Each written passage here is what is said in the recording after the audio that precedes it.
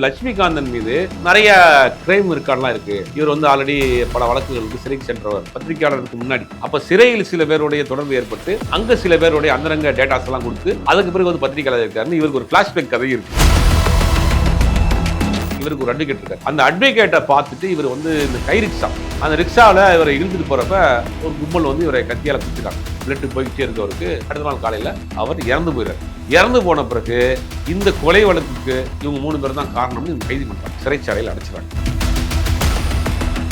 தியாகராஜ பகதூர் ஜெயிலிருந்து வெளியே வந்த பிறகு ஒரு பெரிய ரசிகர் குற்றவாளம் ஊர்வலமாக கூட்டு வந்து வடபழனி கோயிலில் அவரை வச்சு ஒரு பெரிய மாலை மரியாதைலாம் பண்ணி அவர் சாமியெல்லாம் கும்பிட்டு செகண்ட் இன்னிங்ஸ் ஆரம்பிக்கிறாரு. சில படங்கள் நடிக்கிறார், படங்கள் போல கச்சேரிகளுக்கு போறாரு. பாரதி பாடக்கூடியவர் கச்சேரிகளையும் பெருசா இப்படியே அவருடைய வாழ்க்கை வந்து அப்படி கொஞ்சம் கொஞ்சமா டிராஃப்ட் இறங்கி சகாப்தமே அந்த கொலை சம்பவத்துக்கு பிறகு முடிஞ்சு போகுது. கொலை நடந்து கிட்டத்தட்ட 80 வருஷம் ஆக போகுது. இன்னைக்கு வரைக்கும் லட்சுமிகாந்தனை கொண்டது யாருங்கிறது விடை தெரியாத ஒரு கேள்வியாகவே இருக்கு. இந்த கொலையை மையப்படுத்தி தான் இப்போ வந்து காந்தா அப்படின்னு படம் எடுக்கிறாங்க.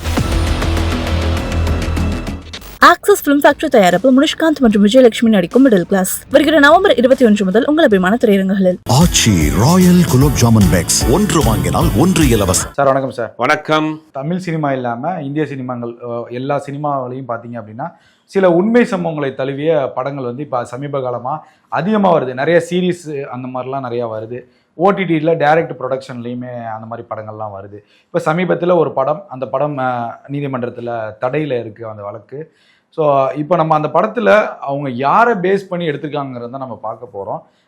லட்சுமிகாந்தன்கிற ஒரு மூத்த பத்திரிகையாளரை வச்சு தான் அந்த படம் வந்து பேஸ் பண்ணி எடுத்திருக்காங்க. அந்த படம் இல்லாமல் இன்னும் சில படங்கள் இருக்கிறதாகவும் தகவல் வந்திருக்கு. யார் சார் அந்த லட்சுமிகாந்தன்? யார் தடை கேட்டால் என்ன நடக்குது? லட்சுமிகாந்தன் கொலை வழக்கு அப்படின்னு ஒரு கொலை வழக்கு வந்து ரொம்ப பரபரப்பாக பேசப்பட்ட ஒரு கேஸ். இப்போ இந்த மாதிரியான ஏதாவது முக்கியமான ஒரு கொலை வழக்கு வந்து நம்ம பரபரப்பாக பேசப்படும். ராஜீவ்காந்தி கொலை வழக்கு, லட்சுமிகாந்தன் கொலை வழக்கு, அதெல்லாம் வந்து ஒரு பெரிய விசாரணை இப்போ இருக்குது. நிறைய சஸ்பென்ஸ் இருக்கும், நிறைய டேர்னிங் இருக்கும். அந்த மாதிரியான ஒரு கேசஸ். அப்படி ஒரு கேஸ் தான் வந்து இந்த லட்சுமிகாந்தன் கொலை அப்படிங்கிறது. 1940 லட்சுமிகாந்தன் அப்படிங்கிற ஒரு ஜேர்னலிஸ்ட், ஒரு சினிமா ஜேர்னலிஸ்ட், சினிமா தூது அப்படின்னு ஒரு பத்திரிகை நடத்துறாரு. 1940 சுதந்திரத்துக்கு முன்னாடி அப்ப சினிமா தூதுன்னு ஒரு பத்திரிகை நடத்துறாரு. அப்ப தமிழ் சினிமாவின் சூப்பர் ஸ்டார் அப்படின்னு பார்த்தா MK தியாகராஜ பகதூர், MKT, இந்த பக்கம் NS கிருஷ்ணன். இவங்க 2 பேர் தான் சூப்பர் ஸ்டார். இவர் காமெடி, பாட்டு அப்படின்னு 2 பேருமே காமெடியும் பாட்டுலையுமே இவர் வந்து காமெடியோட சேர்த்து சமூக கருத்துக்களை பேசக்கூடியவர் NS கிருஷ்ணன். இந்த பக்கம் பாட்டு, நடிப்பு அப்படின்னு இவர் இந்த பக்கம் கலைக்கிட்டு இருக்கார். 2 பேருமே அன்னைக்கு தமிழ் சினிமாவின் ஒரு அசைக்க முடியாத ஒரு மாஸ். MKTயை பொறுத்த வரைக்கும் அவர் குறிய ஒரு 10-15 படம் தான் நடிச்சிருக்காரு. அது வரைக்கும் புகழின் உச்சிக்கு போயிட்டார். புகழின் உச்சிக்கு எப்படி போனார்னா, பெண் ரசிகைகள் கட்டுக்கட்டாக வந்து ஒவ்வொரு நாளும் வந்து அவருக்கு வந்து வீட்டில் வந்து லெட்டர் வருமா. அவருடைய அந்த பகவதர் கிராப்னு சொல்லுவாங்க, இது வரைக்கும் வச்சிருப்பாரு. அவருடைய சில்கு ஜிப்பா, விலை உயர்ந்த வெள்ளக்காரில் வைக்கக்கூடிய அந்த பிளைமவுத் காரு, அப்படி ஒரு குட்டி குறுநில மன்னரை போற அவரை மக்கள் கொண்டாடுறாங்க. அவருடைய அவர் ரசிகர்களுக்காக ட்ரெயின் நின்று கூட போகும் அப்படின்பாங்க. அந்த அளவுக்கு அவர் வந்து ஒரு புகழின் உச்சியில தமிழ் சினிமாவின் சூப்பர் ஸ்டாராக, முதல் சூப்பர் ஸ்டார், தமிழ் சினிமாவின் முதல் சூப்பர் ஸ்டார் வந்து MK தியாகராஜ பகதூர். ஒரு பக்கம் NS கிருஷ்ணன், இன்னொரு பக்கம் வந்து பச்சிராஜான்னு ஒரு ஸ்டுடியோ இருந்துச்சு. அந்த ஸ்டுடியோவினுடைய ஓனர் ஸ்ரீராமலுன்னு. இவங்க 3 பேரை பத்தி தான் வந்து இந்த சினிமா தூது பத்திரிகையில கடுமையா வந்து இவர் எழுதுறாரு. அவருடைய அந்தரங்கம், அவரோட தொடர்பு இருக்கு, இவரோட தொடர்பு. இன்னைக்கெல்லாம் பல யூடியூபர்ஸ் உட்காந்து பேசிட்டு இருக்காங்கல்ல, அதை வந்து அந்த காலத்திலேயே 1940 காலம் டிஜிட்டல் பத்திரிகையில பண்ணிருக்காங்க. பத்திரிகையில போட்டு கிழிச்சிட்டாப்ல. சினிமா நடிகைகள் மட்டும் கிடையாது, பிரபல தொழிலதிபர்கள், முக்கிய பிரமுகர்களை பத்தி, அவருடைய அந்தரங்கங்களை பத்தி சும்மா போட்டு லெஃப்ட் அண்ட் ரைட் வாங்குறாரு. இது சினிமா இண்டஸ்ட்ரிக்குள்ள பெரிய ஒரு கலக்கத்தை ஏற்படுத்து, சினிமா ரசிகர்கள் மத்தியில ஒரு குழப்பத்தை ஏற்படுத்து, இவங்களுக்கு பெரிய மன உளைச்சல் ஆளாக்குது. அவங்க என்ன பண்றாங்க அப்படின்னா, அன்னைக்கு இருக்கக்கூடிய ஒருங்கிணைந்த மெட்ராஸ் மாகாணத்தினுடைய கவர்னர் ஜேம்ஸ் ஹோப் அப்படிங்கிற ஒரு ஆங்கிலேயர் இருக்கிறார். அந்த ஆங்கிலேயர்கிட்ட போய் இவர் 3 பேர் கம்ப்ளைண்ட் பண்றாங்க. எங்களை பத்தி எந்த அடிப்படை ஆதாரமும் இல்லாம அவதூறு கருத்துக்களை இந்த சினிமா தூது பத்திரிகையில் எழுதிட்டு இருக்காரு. சினிமா தூது பத்திரிகையை தடை பண்ணணும்னு கேட்குறாங்க. அவங்க என்ன பண்றாங்க, சரி ஒரு பெரிய பிரபலியங்கள் அவங்க ஆதாரம் இல்லாம ஒரு குற்றச்சாட்டை வச்சு இவங்களை டேமேஜ் பண்றாரு அப்படின்னு அந்த பத்திரிகைக்கு தடை போடப்படுது. ஆங்கிலேயர் ஆட்சி காலத்துல அந்த சினிமா தூது பத்திரிகை தடை போடப்படுது. இதுக்கு முன்னாடி இந்த லட்சுமிகாந்தன் மீது நிறைய கிரைம் ரெக்கார்ட்லாம் இருக்கு. இவர் வந்து ஆல்ரெடி பல வழக்குகளுக்கு சிறைக்கு சென்றவர் பத்திரிகையாளருக்கு முன்னாடி. அப்ப சிறையில் சில பேருடைய தொடர்பு ஏற்பட்டு அங்க சில பேருடைய அந்தரங்க டேட்டாஸ் எல்லாம் கொடுத்து அதுக்கு பிறகு வந்து பத்திரிகையாளர் இருக்காருன்னு இவருக்கு ஒரு பிளாஷ்பேக் கதை இருக்கு. யாருக்கு? லட்சுமிகாந்தனுக்கு. ஏறக்குறைய இப்ப சமீபத்துல இருக்கக்கூடிய நமக்கே ரொம்ப இன்ட்ரெஸ்டிங்கா இருக்கு. ஆமா அடுத்து இவர் சிறையில் பல வழக்குகளுக்காக சின்ன சின்ன வழக்குகளுக்கு சிறைக்கு போறப்ப இவரை வந்து செல்லுலார் சிறையெல்லாம் வச்சிருக்காங்கன்றாங்க பத்திரிகையாளருக்கு முன்னாடி. அந்த மாதிரி நல்ல சின்ன சின்ன கிரைம்ஸ் எல்லாம் பண்ணியிருக்காரு. அங்க இருக்கக்கூடிய சில கிரைம் பேக்ரவுண்ட் இருக்கவங்க இவருக்கு சில டேட்டாஸ் கொடுத்துருக்காங்க. அதை வச்சு தான் பத்திரிகையாளரா பின்னாடி மாறினார். அப்படிங்கிற சமயத்துல இதெல்லாம் கனெக்ட் பண்ணி பாக்குறப்ப இங்க ஒரு யூடியூபரை பத்தி நிறைய நமக்கு ஞாபகம் வந்து போகும். அந்த மாதிரி ஒரு கேரக்டர் தான் அந்த லட்சுமிகாந்தன். இப்ப சினிமா தூது பத்திரிகை ஆங்கிலேயர்கள் தடை பண்ணோடனே இந்த கோவம் வந்துச்சு. என்னடா அது நம்ம வாழ்க்கையை கெடுத்து விட்டாங்களே அப்படின்னு என்ன பண்ண, இந்த பத்திரிகை தான் தடை பண்ணுவேன். அப்ப இந்து நேஷன் ஒரு பத்திரிகையை வந்து நடத்த முடியாம தள்ளாடிக்கிட்டு இருக்காங்க. அந்த பத்திரிகைக்கு வாங்குறாரு.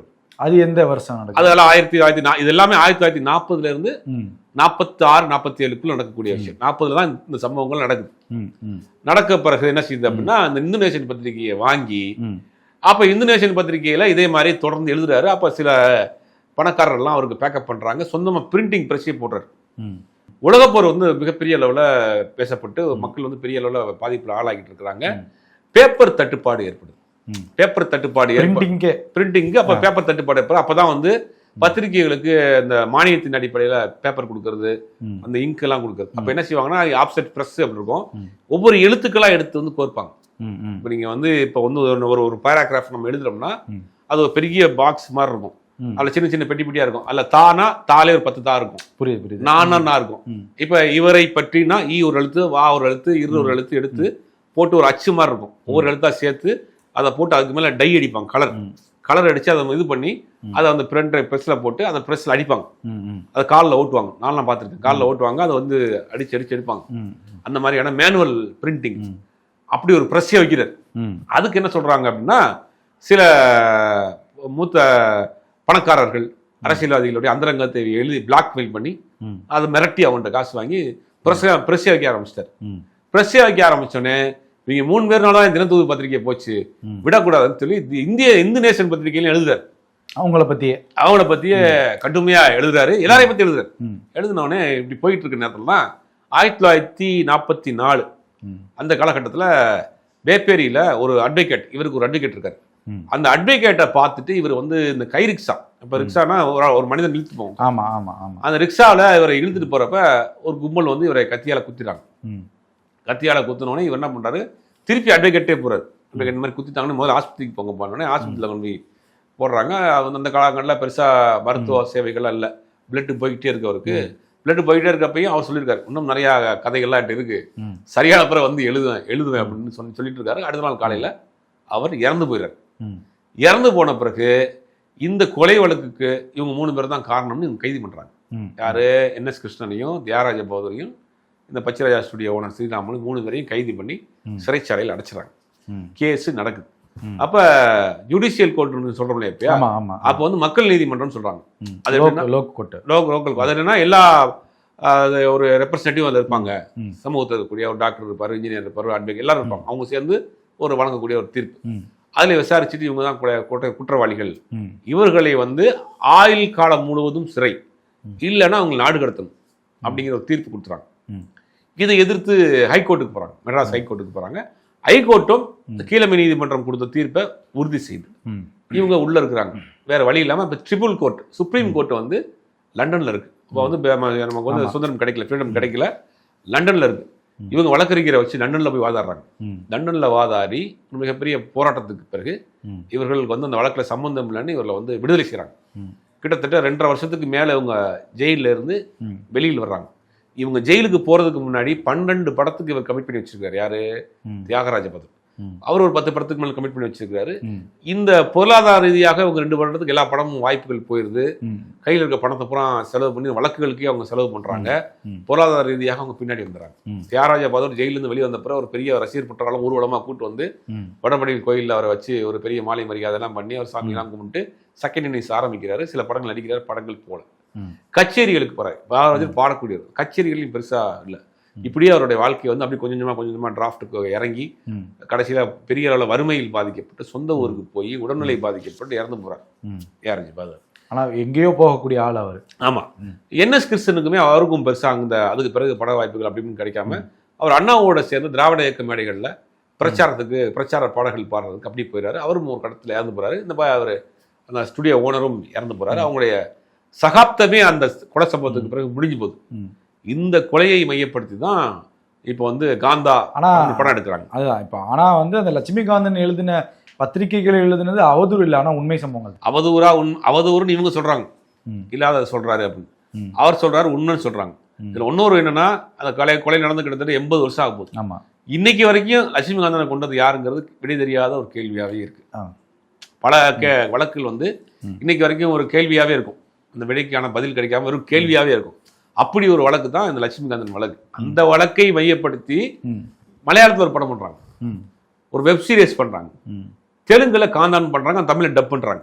துல்கர் சல்மான் நடிக்கக்கூடிய படம். அந்த படத்தை என்ன பண்றாங்கன்னா, அந்த குடும்பத்தை சேர்ந்து ஜாரஜ் பவர் குடும்பத்தை சேர்ந்தவங்க யாரோ ஒரு உறவினர் போய் இது வந்து அந்த படத்தை தடை பண்ணணும் அப்படின்னு அந்த படத்தை தடை கேட்டிருக்காங்க, தடையும் கொடுத்துருக்காங்க. இந்த சம்பவம் வந்து இப்போ பரபரப்பாக போயிட்டு இருக்கு. இப்போ தமிழ்நாட்டில் வந்து இந்த படம் ரிலீஸ் ஆகுமா ஆகாதாங்கிற ஒரு எதிர்பார்ப்பு இருக்கு. இப்போ அது எந்த அளவுக்கு சார் போகும்? இல்லை, கோர்ட்டுக்கு போயிருக்கிறாங்க, அந்த குடும்பத்தை பார்த்து அவங்க என்ஓசி கொடுத்துட்டாங்கன்னா படம் ரிலீஸ் ஆகும். இந்த மாதிரி நடந்த சம்பவங்களை வச்சு நிறைய படங்கள் வந்திருக்கு. இல்லை இப்போ அதே போல சார், இப்போ நம்ம சொன்ன மாதிரி இப்போ நம்ம கேள்வி கேட்ட மாதிரி ஒருவேளை அந்த அவர் வைக்கக்கூடிய குற்றச்சாட்டுகள் பாகவதர் மேல உண்மையாக இருந்திருந்தால் இந்த படத்துல எப்படி காமிச்சிருப்பாங்க, அந்த மாதிரி அச்சமும் அந்த குடும்பத்துக்கு இருந்திருக்கலாம். கண்டிப்பா இருக்கும். ஏன்னா அவருக்குன்னு ஒரு இமேஜ் இருக்கு இல்லையா, அதை டேமேஜ் பண்ணிடுற மாதிரி இருக்கக்கூடாது.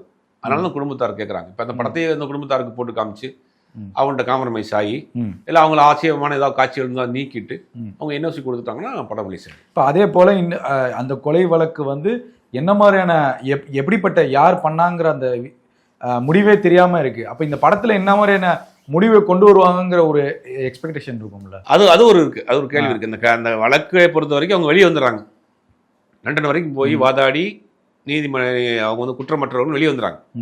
ஆனா உண்மையாக அந்த லட்சுமிகாந்தனை கொலை பண்ணது யாரு அப்படிங்கிற கேள்வி இன்னைக்கு வரைக்கும் இருக்கு. இப்போ அதெல்லாம் படத்துல வச்சிருப்பாங்களா, இல்ல ஒரு ஷேடா படி லட்சுமிகாந்தன் பாயிண்ட் ஆஃப் வியூல கதை சொல்ல போறாங்களா, இல்ல பாகவதர் பாயிண்ட் ஆஃப் வியூல கதை சொல்ல போறாங்க? எனக்கு பாக்குறப்ப இந்த ட்ரெய்லர்லாம் பாக்குறப்ப பாகவதர் பாயிண்ட் ஆஃப் வியூல தான் கதை சொல்ல போறாங்க. துல்கர் சல்மான் நடிகராக தான் காட்டுறாங்க படத்துல. அவர் வந்து முதலாளின்னு வந்து சமுத்திரக்கனியை கூப்பிடுறாரு. சமுத்திரக்கனியை அந்த பச்சிராஜா ஓனரா ஸ்டுடியோ ஓனரா காமிச்சிருப்பாங்கன்னு நினைக்கிறேன். அப்ப இவங்க பாயிண்ட் ஆஃப் வியூல தான் கதை சொல்லியிருப்பாங்க. அப்ப வந்து லட்சுமிகாந்தனுடைய மேட்டர் வருமா, இல்ல இவங்க மேட்டர் பாகவதர் மேட்டர் அதிகமா வருமாங்கிறது தெரியல. ஒருவேளை பாகவதருடைய அந்த காலத்துல எப்படி ஒரு சூப்பர் ஸ்டார் இருந்தாரு, மக்கள் எப்படி கொண்டாடினாங்க, எவ்வளவு ஒரு காதல் மன்னா நீங்க மக்கள் பார்த்தாங்க அப்படிங்கிறத வந்து அந்த பாயிண்ட் ஆஃப் வியூ அந்த மேட்டரை மட்டும் சொல்லிட்டு இதை ஒரு சைட் கேரக்டரா வச்சிருக்காங்களோ, இந்த லட்சுமிகாந்தன் மேட்டரை ஒரு சின்ன போர்ஷனா வச்சு எண்டில் கொண்டு வந்து முடிக்கிறாங்களா அப்படின்னு தெரியல. எந்த பாயிண்ட் ஆஃப் வியூல காசு, அதாவது ஒரு கதை தான். புரியுது. அந்த கதையை நம்ம எப்படி வேணாலும் சொல்லலாம். இப்ப காக்கா வடை சுடுற கதையை காக்கா பாயிண்ட் ஆஃப் வியூலையும் சொல்லலாம், பாட்டி பாயிண்ட் ஆஃப் வியூலையும் சொல்லலாம், ரோட்ல போற ஒருத்தர் அங்க பாக்குறாருங்கிற பாயிண்ட் ஆஃப் வியூலையும் சொல்லலாம், எப்படி வேணாலும் சொல்லலாம். அப்ப இந்த கதையை பாகவதருடைய பாயிண்ட் ஆஃப் வியூல சொல்றாங்களா, லட்சுமிகாந்தன் பாயிண்ட் ஆஃப் வியூல சொல்றாங்களான்னு தெரியல.